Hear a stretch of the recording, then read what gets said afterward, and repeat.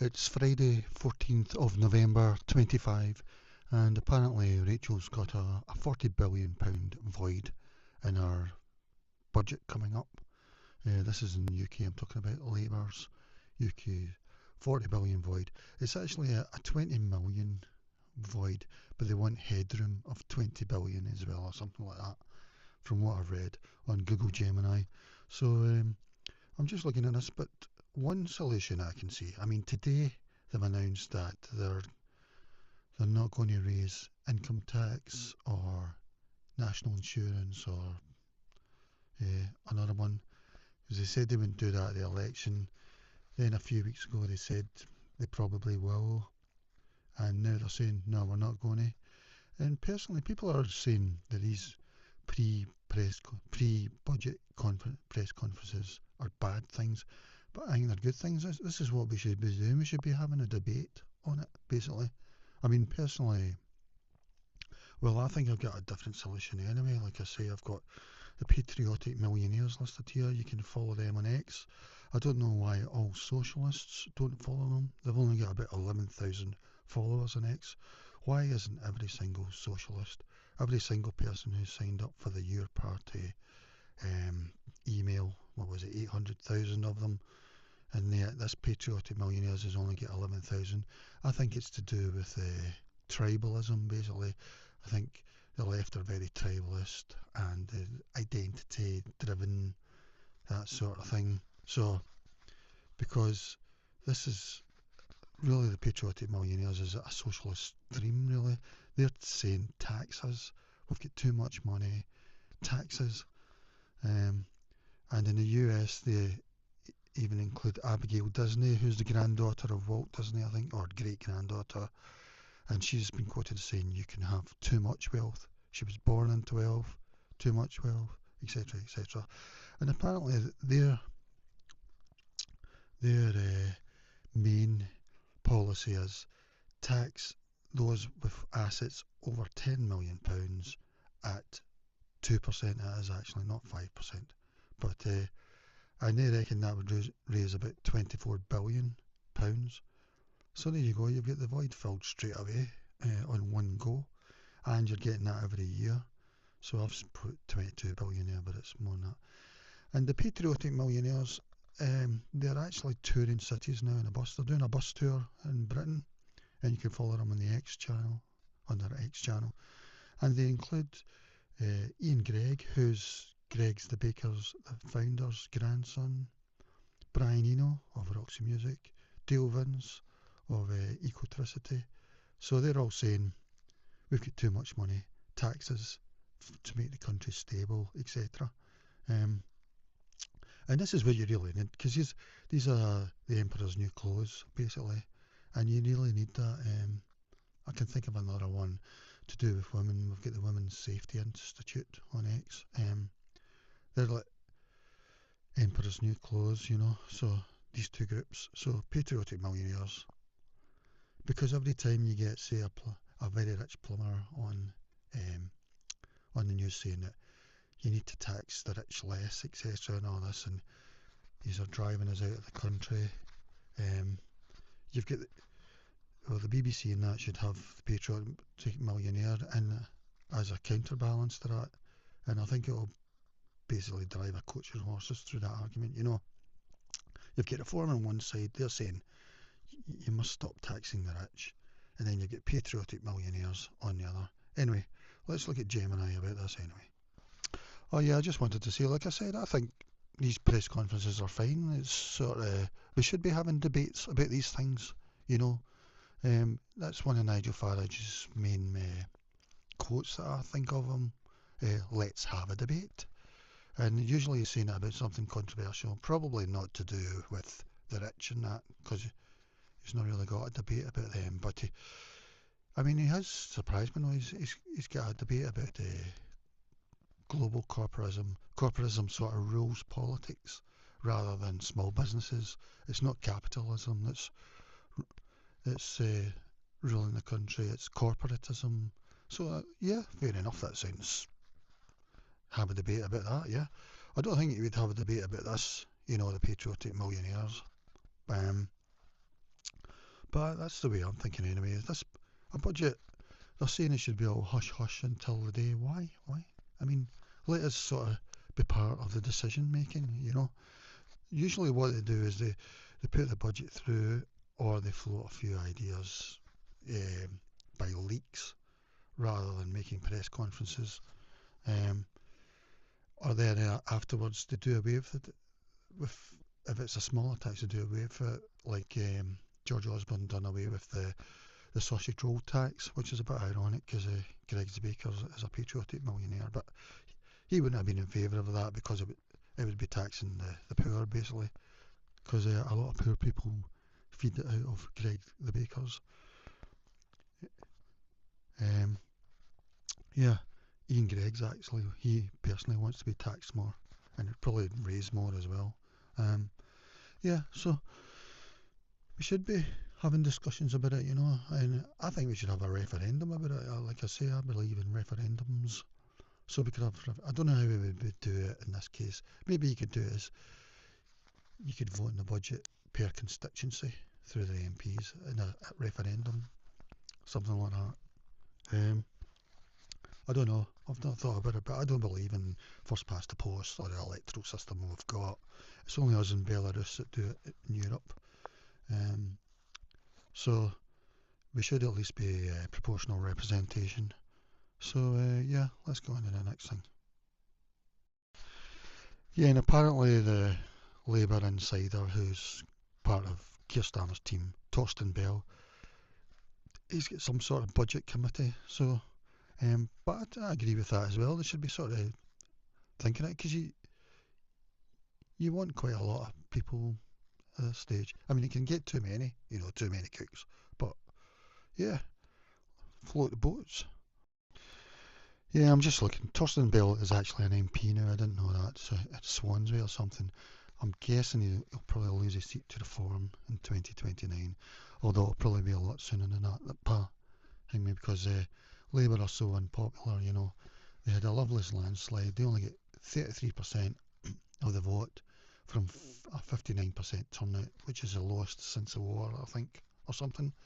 Um, and they get two-thirds of the MPs, which shows how our first past the post system is so warped. It's not democratic at all. And Labour at the moment, and find out now, polls are around about 15%. The lowest ever, way lower than Jeremy Corbyn.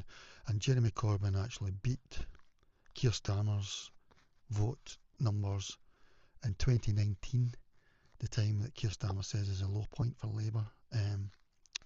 Yeah, Labour may have done badly in that election due to their Brexit policy. The consensus seems to be, which Keir Starmer was in charge of. Yeah, so Jeremy Corbyn beat him that in terms of voters. And in 2017, he got higher than Tony Blair in 2005. Of all the elections in the 20th century, for Labour, the highest votes have been first place Jeremy Corbyn 2017, second place Tony Blair 2001, and then in third place Jeremy Corbyn 2019. And now we have, I don't know where Keir Starmer is, but he's not in the top three, and he's got a 66% MPs. So it just shows you the electoral system's not democratic, you know. So back to Torsten Bell. Yeah, I was just asking him because the Daily Mail said he had some sort of budget committee. He's a co-chair of the Budget Board. Keir Starmer has established a new high-level group, often referred to as the Budget Board or Budget Committee, to shape economic policy. Torsten Bell, in his capacity as a Treasury Minister, co-chairs this board along with the Prime Minister's economic advisor, Baroness Minouche Shafik. He's a key economic advisor. He's considered one of Labour's sharpest minds. Well, he's not doing a very good job at the moment, is he? He's an experienced budget figure. His value comes from having seen the budget from both ends, etc., etc. He was part of the Resolution Foundation think tank, which seemed to have said today that I think is a bit weird what these press conferences that Rachel's doing. although I think it's good actually. So, okay, that's that. Anyway, I'm just looking at because they made an announcement today. They've done a U-turn. They're not going to raise income tax, etc. Um, Based on reports today, November 14, U-turn and income tax hike. She's abandoning the plans to raise the headline rates of income tax, basic, higher or additional rates in the budget. This is seen as an effort to avoid breaking a key Labour manifesto pledge. But to me, it's strange because it's not really going to help you now, I don't think, because you already said it and that was a big story, So even if you don't, because personally, I don't think most people would notice a difference, especially if it's higher or additional rates. They won't notice it at all. Apparently, on average, I think the the weekly grocery budget, the amount that turns out to be waste is around about a third. A third maybe gets thrown out or something. Or maybe you see that. Let's see. Well, maybe it's not a third, but they're saying nearly 10%. But they're saying 70% of that was edible, so that would be 7%. Throwing out 7% of your weekly grocery. And the reason for the waste, the percentage of waste that occurs simply because the food wasn't used in time, 40% of that. I don't know what I'm talking about here. But you get the idea. I'm trying to make the point that even offering weekly grocery, there is a lot of waste. And I'm not talking about waste that can't be eaten or anything. I'm talking about waste that can be eaten. So here we are now. This is more like it. But this is from 2008. So about 15% so is thrown out that could have been eaten or whatever. All edible food, 17%. That's from 2008 though. And they're saying now they reckon it's about 15 to 17%. I think. So that's around about 17 billion a year. And it costs a UK family of four about £1,000 annually, or approximately £19 per week, for food that could have been eaten. And the most thrown away items are bread, vegetables, potatoes, fruit, meat and fish. Yeah, that's the kind of thing I wanted to show. So a family of four are throwing out £19 a week, or £1,000 annually on food waste that could have been eaten. Anyway, back to the budget and that. So they're thinking now of doing alternative tax measures instead of raising headline tax rates. Yeah, I'm totally in favour of this. I would call it secret taxes, or just ones that people don't make a fuss about, because I think tax is a good thing. There's a lot of countries around the world where you can avoid tax, or they don't really raise tax or whatever. Go to them and see how you get on, see how you like it. Some people raise the idea of places like Singapore or Dubai. Do you find those places attractive? I think Dubai, about 90% of the population don't have Dubai citizenship, and then somewhere like Singapore, you're not allowed, there's a lot of things that you might have views on that you're not allowed to post at all, because they feel it's a bit of a powder keg, basically. Singapore's sort of an odd place, really, because it's a city, really, and yeah, definitely it's a economic success. You can say that if you just want to be blunt about that. Is it a spiritual success? That sort of. Is it the kind of place people want to live or whatever? Anyway, back on to this. Yeah, I'm all in favour of hidden taxes, and I think tax is the wrong word. It should be called the social and infrastructure contribution, something like that, to give you a reminder, because the rich, they like being members of really expensive golf clubs. Probably the more expensive, the more they want to be a member. And their logic is lots of people can't afford this, and I'm going to get luxury. and they don't want it. They don't want it ultra cheap, you know. Um, I'm getting a bit carried away. I'll need to think about that sort of analogy. But the point is, they like spending their money to be members of certain clubs or whatever, but they resent paying what I would call the social and infrastructure stability fund, or whatever you want to call it. Alternative tax measures. So what are you looking at? Lowering tax thresholds, extending the freeze on personal tax thresholds. Yeah, the Tories have been doing this for years. Basically, if it's 40,000 before you go into the higher rate, they're keeping it frozen there. So every year while your wage goes up, more people end up in that higher rate, basically. I mean, personally, I'm not against that either, because they're still probably throwing out about £1,000 a year in food, you know, and that's just one example of waste. There'll be all the petrol waste, that sort of stuff. Lowering tax thresholds, waste and luxury, extending the freeze on personal tax thresholds, and or lowering the threshold at which the 40% income tax ban kicks in, often referred to as a stealth tax. Yeah, so I mean, personally, I would be looking at taxing the wealthy, like I say, patriotic millionaires, but we'll see. A smorgasbord of smaller tax rises, relying on a wider range of smaller levies rather than a single major tax rise. Yeah, fair enough. Yeah. Taxes on wealth and assets. Yes, this is it. Patriotic millionaires say tax us. They're going about in a bus at the moment. They were in Glasgow on Monday, I think. They were in Newcastle yesterday, I think. I think they're in Manchester today, I'm not sure. But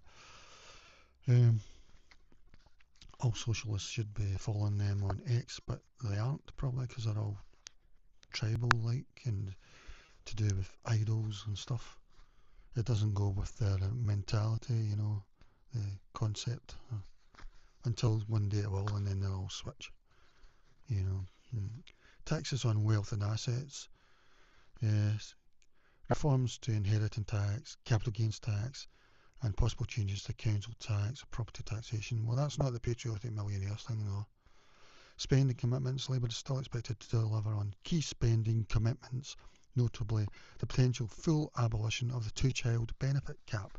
And it's ironic because this is it was the Tories that brought that in, because it was regarded that it was to stop people who weren't working or whatever, who had big families, getting a lot of child benefit. But now Reform are thinking the other way. So Reform have already said they're going to do this, but their voters aren't in favour of it. Reform voters. But now Labour say they're going to do it. They probably will, actually, I think.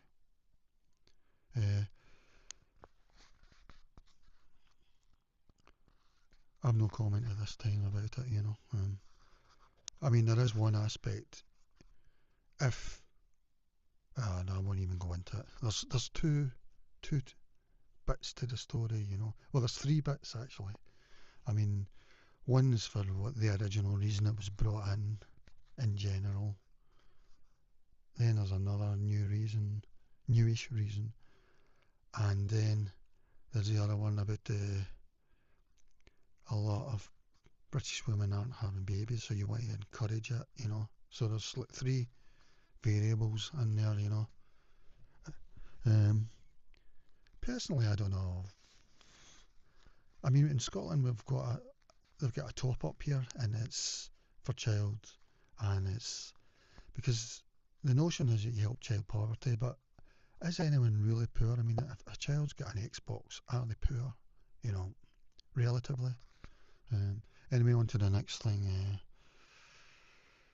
Yeah, so it's November 26th is a budget, but I think this is good because it's having a debate and that, you know. So I was asking how much the gap actually is, and apparently it's about 20 billion.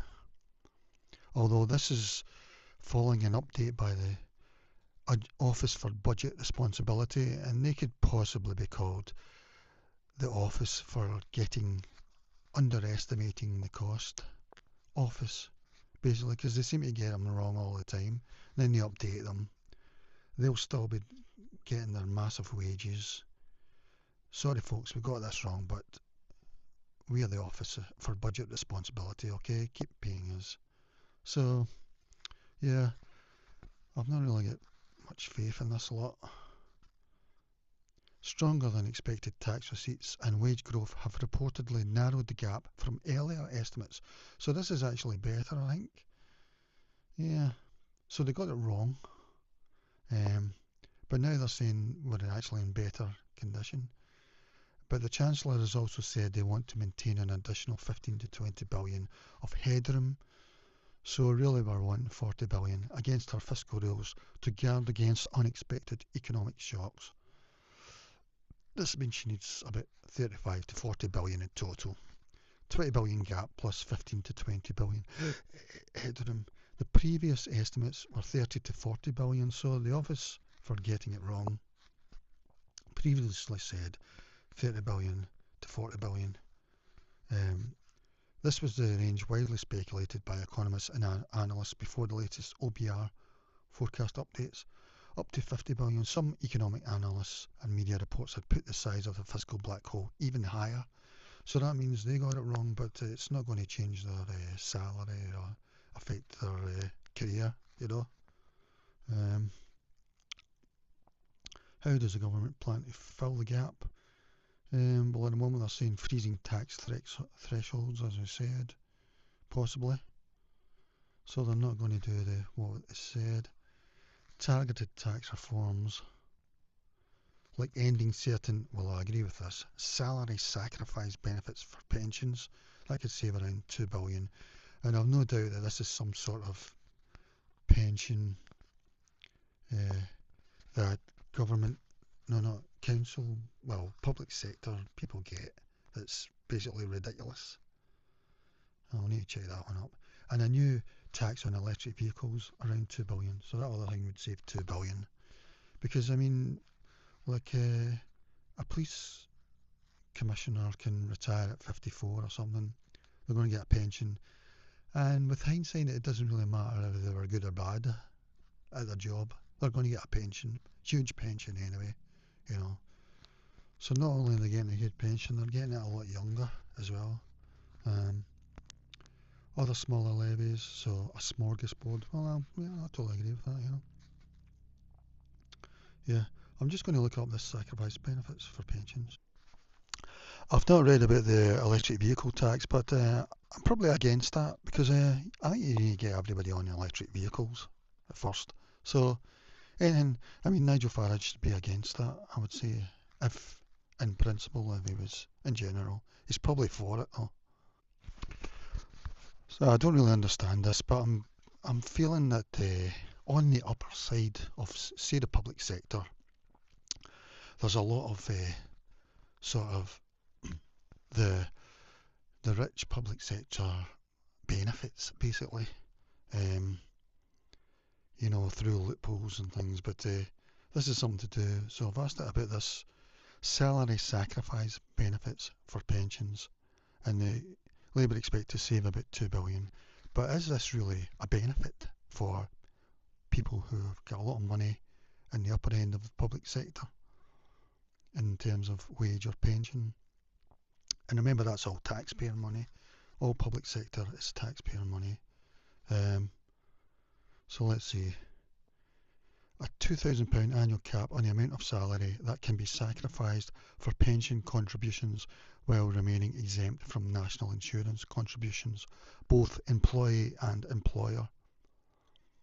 The fiscal target, this change is reportedly to raise estimated 2 billion a year. So you could say that's maybe 2 billion a year on a benefit for the employer and the employee. So maybe it's not just the public sector, I don't know. Mechanism. Currently, salary sacrifice for pensions saves both the employee and employer national insurance. Under the proposed cap, any amount of sacrificed above 2,000 per year would become subject to employee and employer NI. Impact on savers who make larger pension contributions, employees, particularly higher earners who use salary sacrifice to make significant savings or manage tax thresholds. So like they're avoiding the 60% effective tax rate between 100,000 and 125,000, because they feel they don't have enough money but they've enough to waste £19 a week on groceries. They probably spend a lot more than that in wasted groceries, like £38 a week. Or analysis suggests it could result in a noticeable reduction in the final pension pots for affected individuals. It may also impact some middle to lower earners who contribute more than the minimum. Impact on employers. Employers would also face an increased cost due to having to pay employer NI on the sacrificed amount exceeding the cap. The tax companies always moan about this when it happens, So they could raise about £2 billion. That's how much they were going to save from their winter fuel payments, where they weren't going to give it to so many pensioners. Or was it every pensioner? They were going to make it means tested, which seems sensible to me. Even Dale Vince agreed, I think. But they U-turned quite a lot on that. Not totally, but that was the first of Keir's anti-Midas touches, But personally, I was in favour of it. And so I want to see what the parties think of it. So it would be yes from the Labours, well, at least from the ruling Labour, Rachel and Keir. I don't know about, well, they probably would actually across the board. The proposal is reportedly being considered by the Labour Chancellor. Yeah, we read that. The Conservatives, no, of course. Generally opposed to measures viewed as tax increases on business. Tax on jobs, they call it. Or those that discourage private saving. I see it as a sort of benefit that was put in a long time ago. And as Ian Duncan Smith says, once you introduce a benefit, it's very hard to get rid of it. I would add to that, especially if it's for the rich, the well-off, if it's a benefit for them, taxing job, etc. And the Lib Dems, they're against it. This is surprising. They've got explicit criticism of it. They say it's short-sighted and an attack on pension saving, which they argue undermines responsible saving. And the Green Party, lightly yes, they haven't really said on it. No specific comment. Their policy calls for reducing pension tax reliefs that primarily benefit higher earners. Yep, totally. E.g. flat rate relief to fund public services. This cap aligns with that principle. Yeah, so, and I would imagine the patriotic millionaires are probably in favour of it. Yeah, so, I would say personally myself, I don't believe in parties and party hampers, but I would probably associate myself with the Greens, apart from one issue, which would make it impossible to support the Greens.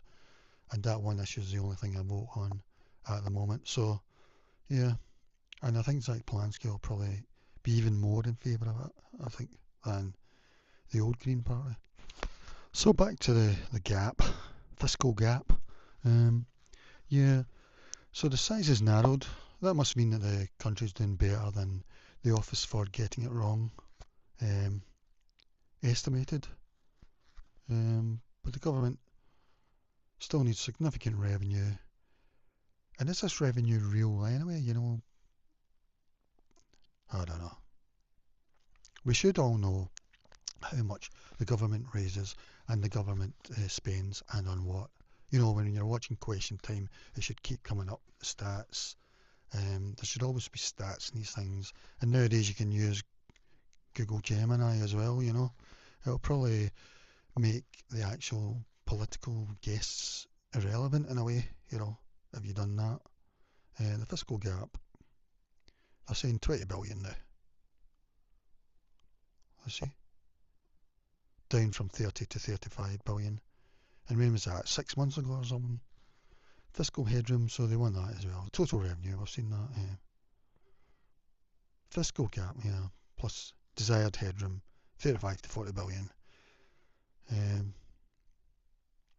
Freezing tax thresholds, they reckon that would save to 7.5 billion, so that would bring more people into the higher rates. I'm personally not against that, really. There's probably better ways, I would think, actually, like tax the rich, ending salary sacrifice benefits. Yeah, I'm guessing I would probably be in favour of that. 2 billion. Tax on electric vehicles. Yeah, fuel duty. 2 billion, I reckon. I don't think I'm in favour of that. Are they talking about every time you charge? There's going to be a VAT thing on charging it. I'm not in favour of that. I don't think. I would need to have a think about it, but probably not. Yeah, I mean, the tax on fossil fuel, I think even that's too much. But you could say, well, it's got a good benefit to it because it might drive people towards electric vehicles, which we already should have. Most of us already should have. I think about 95% of journeys are like under 10 miles or something like that. So, in most families, if they've got two cars and one's for the school run car should be an electric car, basically. And other measures, yeah, smorgasbord, yeah. Stealth taxes and all. A luxury tax, I would be in favour of that. Anything to get the rich's money back into circulation in the economy and to the, you know. So the reported reduction in the initial fiscal gap is primarily attributed to stronger than expected tax receipts and stronger wage performance, which means more tax is being paid into the treasury. So, there you go. And here's all my patriotic millionaire stuff. I mean, I've been going on too long about this. I'll maybe do this another day, but you can follow them on X. Yeah, it's a non-partisan network of wealthy British individuals who campaign for higher taxes on the super-rich to fund public services and reduce economic inequality. Their single mission is to leverage the voice of wealth to build a better Britain by changing the system to end extreme wealth and ensure those with it make their fair and proper contribution. They argue that the current economic system is failing everyone and that wealth should contribute more to society. So they think there should be changes like reforming capital gains tax, taxing returns on wealth at the same rate as income from work. Yeah, I think one example of that, well, in general, was the BBC news anchors and stuff, wasn't it? Instead of being employed by the BBC, they became, quote, sole businesses. And by doing that, they didn't pay income tax in the normal way. They paid business tax or something, I don't know. Introducing a 2% wealth tax on assets over 10 million, and that's annually. So, and they reckon that would raise about 24 billion. That's what they say, pounds. So there you go. You've filled your void already, just with that alone. Yeah. So they should be, as I say, your party and socialists. They should be anytime patriotic millionaires come into town. There should be 10,000 socialists out supporting them, but there's none really. How much would their 2% wealth tax raise on over? This is people that have got over £10 million in assets. It would be approximately £24 billion per year for the UK government, according to them. So, 24 billion a year. The tax would only be applied to an individual's net assets over 10 million. Targeted group, they estimate the tax would only affect around 20,000 people, or 0.04% of the population.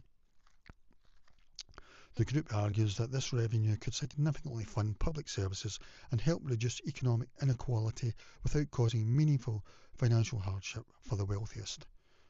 So, there you go. Like I say, it's at 2% wealth tax, it would be like 24 billion annually, they estimate. So there you go. Contrast with a one-off tax.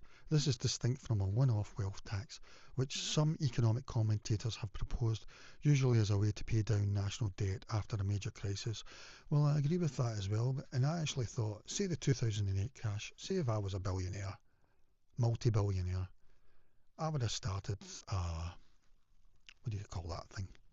Just donation thing for the ultra wealthy, and I would say, I'm putting $1 billion in for the country. Who's going to join me? You've got to put $1 billion in. You know, and people like Richard Branson could say, yes, oh yes, please. But no, nothing like that happened, as far as I know. So, you know, I'm talking about people that get billions and billions. I mean, how many billionaires multi-billionaires has the UK got? Say we've got 200. That would have been 200 billion in 2008, and they wouldn't even notice it. That would have been short change for them. Anyway, the patriotic millionaires argue that this annual tax would not cause meaningful hardship for the people it affects, and it's only 0.04% of the population. Who's in the group? Just to give you an example, Gary Stevenson, the former city trader. You know him from YouTube. I think quite a lot of socialists like him. Gary's Economics, the YouTube channel. Julia Davis, an angel investor focused on environmental businesses and the circular economy. She founded the environmental fund We Have the Power after selling her stake in Osprey Europe. Is that Osprey? No, it's not. I was thinking that's the who make the goods camping gear, you know. So that may be an interesting thing to read. We Have the Power by Julia Davis. Or it's a fund, actually. James Perry, the co-chairman of the food company Cook and co-founder of the B Corp movement in the UK. Yeah, I think that's B Corp's a sort of share list thing you can get on of companies that reach a certain value. Not a value, certain values. By that I mean environmental, social, etc. Ian Gregg, former chairman of the bakery chain Greggs, who speaks in a personal capacity as a long-time supporter of the campaign. Christina Johansson, director of Solberger Foundation and a co-founder of Resource Justice. Phil White, a former business consultant, engineer and partner in consulting firm. Graham Hobson, co-founder of the online photo printing company Photobox. Stephen Kinsella, a former EU antitrust lawyer. Nick Marple, co-founder of Gower Street and Impact Investor. So they would all pay the tax, and they should all be guests on GB News, BBC News all the time when we're talking about tax. And then I was aware that Brian Eno is also a member. They've got this bit wrong here. That is correct. Brian Eno is a member of, and one of the most visible advocates of patriotic millionaires. At the moment they say 2% tax, but I think they used to say 5%. I'm not sure. And I think Brian Eno, I saw him saying he wishes it was 10%, but he'll go with 2% just now. I mean, if it was 5%, that'd be like 48 million. More than that, 48 billion. Yeah. He strongly supports the group's proposal for a 2% annual wealth tax, arguing it is moral and economic necessity, because he's against inequality. He does not like the thought of half the population struggling when there is no need for it, and that well-off people like him would be happy to contribute more. He doubts the flight of capital, where people say they leave because of the high taxes. What a joke. And he's against trickle-down. Yeah, I've saw more about that. You can see him on YouTube talking about it. I also wondered how much this is costing, you know. So in 2024 it was 5.4 billion. 23 it was 3.95 billion. The most of the costs are the hotels, because they're buying up hotels for 10 years and stuff. I don't know, like, you know, the rooms. And the consensus now seems to be that they're overpaying. So in 24 it was 3 billion. In 25 the forecast is 4 billion. And long term, because they're doing 10-year accommodation contracts, they're probably overpaying. One or two hotel owners refused it, really. They didn't think it was the right thing to do. They were originally costing estimated to cost 4.5 billion. That was in 2019. But now the National Audit Office, which I think is another one of these ones that gets it wrong all the time, but nobody gets fired or anything, it will now likely exceed 15 billion. So that's quite a cost to the government, this National Audit Office getting it wrong. And the people get direct cash. If they live in a street, say next to you or whatever, they get £49 per person while they wait for the decision, as far as I understand. Whereas if they live in a hotel or where they get meals, etc., and everything paid, they get £10 per person.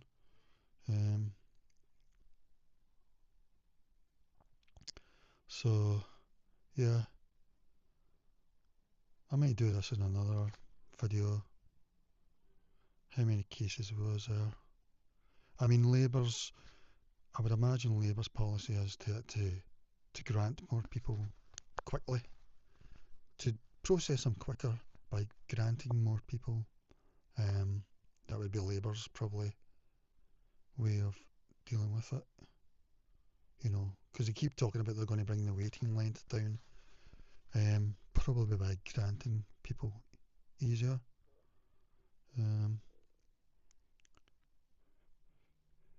And I'll just look at the success rate, you know, because I didn't know this myself. And apparently in June 25, the year ending, it was 48%. And that's just the initial grant, you know, first, because most of them appeal. So 48%. The year before it was 58%. And in 2022 it was 77%. And that's everyone, you know, that's come in, whether they're from India or wherever, Pakistan. It largely reflects that the majority of cases being decided now are subject to a new Act from 2022, which requires a higher standard of proof for a grant of protection status. And here it is by nationality. Sudan 98%, Syria. So these people are probably looking at, from their point of view, they're looking, if I get here, the government are going to definitely grant it, no matter how the public feel about it.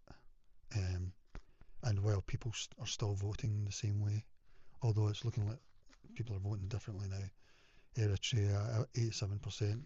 That's the way I'd be looking at it if I lived here. And we can see Afghanistan's right down now. It was 96% last year, so you were almost definitely guaranteed. And now it's down to 40%, but that's the first process. You can still appeal it. Iran 50%, Pakistan 10%, so that's pretty low. Turkey 19%. I mean, why is someone from Turkey coming? Why is anyone from Pakistan as well? India less than 1%. But of course we've got legal migrations where the government decides who gets to come legally on our behalf, you know. This is why I'm against party hampers, really. And then we've got appeals. About 1/3 of determined appeals were successful between 2004 and 2021. So there you go, you can add a third onto those, that it was 48%. If you add a third to it, it's 48. You're taking it to 81%, basically. So that just shows you.